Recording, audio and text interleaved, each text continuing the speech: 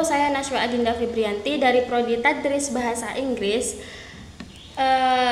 Ingin menjelaskan materi terkait tugas mata kuliah Akhlak Tasawuf, yaitu tentang hubungan tasawuf dengan pendidikan.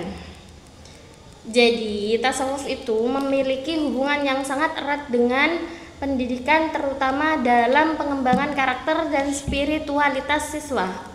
Jadi ada beberapa aspek yang menjelaskan hubungan antara tasawuf dan pendidikan. Yang pertama, mengenai konsep tasawuf. Jadi konsep tasawuf itu tersendiri adalah, tasawuf adalah apa sih? Apa sih tasawuf itu? Tasawuf itu adalah disiplin ilmu yang bertujuan untuk membersihkan hati dan jiwa dari perilaku tercela atau akhlak madmumah dan menghiasi diri dengan perilaku yang terpuji atau akhlak mahmudah. Sehingga dari situ saja kita dapat melihat bahwa tasawuf itu juga berkaitan erat dengan pendidikan. Tasawuf tidak hanya berfokus kepada ritual keagamaan, tetapi juga pada pengembangan moral dan etika. Untuk poin yang kedua, yaitu hubungan tasawuf dengan pendidikan. Di dalam buku Filsafat Pendidikan Islam, Analisis Pemikiran Filosofis Kurikulum 2013, menurut Watoni, dia menjelaskan fitrah manusia ada 7 yang sesuai dengan terminologi yang digunakan di dalam Al-Quran untuk menunjukkan kata manusia, yaitu yang pertama Abdullah, yang mana melahirkan fitrah tauhidik atau spiritual. Yang kedua Al-Ins, melahirkan fitrah moral Ibnu Adam, melahirkan fitrah sosial, dan An-Nas melahirkan fitrah plural, serta Al-Bashar melahirkan fitrah fisikal, Al-Insan melahirkan fitrah intelektual, dan Khalifah melahirkan fitrah praktikal. Jadi untuk mengaktifkan atau meng-on seluruh fitrah manusia tersebut yang sudah dibawa sejak lahir, bersifat potensial dan aktual, memerlukan usaha untuk menumbuh kembangkannya melalui pendidikan, agar fitrah tersebut dapat beroperasi dalam kehidupan manusia yang mengantarkan kepada tujuan hidupnya. Dalam mengakses fitrah atau aplikasi software manusia melalui pendidikan, Allah Subhanahu wa Ta'ala telah membekali manusia dengan alat-alat hardware epistemik pada manusia, yaitu berupa pendengaran, penglihatan, pikiran, hati, dan lain sebagainya. Dalam ini sudah disampaikan di dalam Al-Quran, yaitu surat An-Nahl ayat 78. Bismillahirrahmanirrahim. Wallahu akhrajakum min butuni ummahatikum la ta'lamuna syai'aw wa ja'ala lakumus sam'a wal absara wal afidah la'allakum tashkurun. Al-ayah, yang artinya, dan Allah mengeluarkan kamu dari perut ibumu dalam keadaan tidak mengetahui suatu apapun, dan Dia memberi kamu pendengaran, penglihatan, dan hati agar kamu bersyukur. Itu yang telah disebutkan di dalam Al-Quran, yang mana ayat tersebut itu menjelaskan atau menegaskan bahwa Allah Subhanahu wa Ta'ala merupakan zat yang maha mengetahui sekaligus maha pemberi ilmu pengetahuan kepada manusia, memberikan indera dan akal yang kesemuanya saling melengkapi bagi pengembangan fitrah kemanusiaan. Jadi indera dan akal yang Allah sebutkan fungsionalnya sebagai alat epistemik untuk dapat mengakses fitrah manusia menuju pengembangan kehidupan berdasarkan sistem ilahiyah. Secara implisit, keadaan seperti ini yang hendak dicapai oleh pendidikan Islam. Jadi tasawuf juga dapat menjadi pondasi bagi pendidikan karakter, membantu siswa mengembangkan kesadaran spiritual dan moral.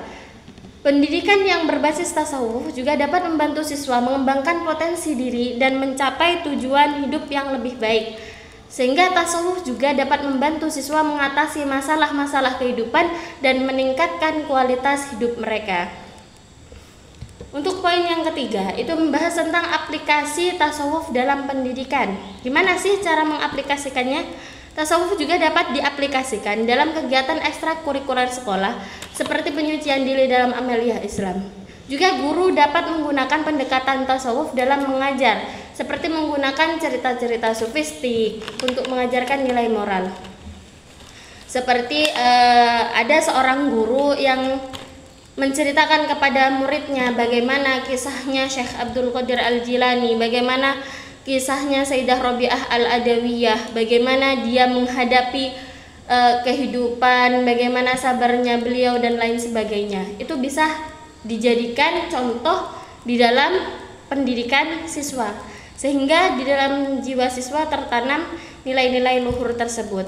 Atau jika tidak, untuk mengaplikasikannya secara langsung, kita bisa dengan menerapkan kegiatan ekstrakurikuler seperti sholat duha berjamaah atau istighosah bersama, yang mana di dalam nilai-nilai tersebut di dalam kegiatan tersebut mendapatkan nilai spiritualitas, supaya kita bisa lebih mendekatkan diri kepada Allah Subhanahu wa taala, yang mana menjadi tujuan daripada ilmu tasawuf.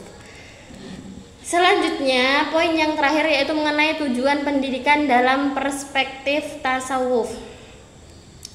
Tujuan pendidikan dalam perspektif tasawuf adalah untuk membantu siswa dalam mencapai kesadaran spiritualitas dan moral yang tinggi, sehingga pendidikan yang berbasis tasawuf bertujuan untuk mengembangkan potensi siswa secara keseluruhan, yaitu secara holistik. Aspek yang perlu dipertimbangkan dalam pendekatan holistik itu antara lain yaitu fisik, yang pertama yaitu kesehatan dan kesejahteraan fisik siswa. Yang kedua, emosi, secara emosi, pengembangan emosi. Yang kedua, emosi, secara emosi, pengembangan emosi dan kesadaran dalam diri siswa tersebut. Yang ketiga, intelektual, pengembangan kemampuan kognitif dan pengetahuan siswa tersebut. Yang keempat, sosial, pengembangan kemampuan sosial dan hubungan siswa dengan orang lainnya. Bagaimana perilaku dia, bagaimana akhlaknya dia kepada orang lain. Yaitu yang terakhir, spiritual, pengembangan kesadaran spiritual dan nilai-nilai siswa, termasuk aspek spiritualitas, moral, dan intelektual. Dengan demikian, implementasi hubungan tasawuf dengan pendidikan dapat membantu mengembangkan karakter dan spiritualitas siswa yang lebih baik. Jadi, pada kesimpulannya, antara tasawuf dengan pendidikan itu sangat-sangat berhubungan. Sudah selesai materi kali ini. Demikian, mohon maaf apabila terdapat kesalahan dari awal pemaparan. Terima kasih. Kami tutup. Wassalamualaikum warahmatullahi wabarakatuh.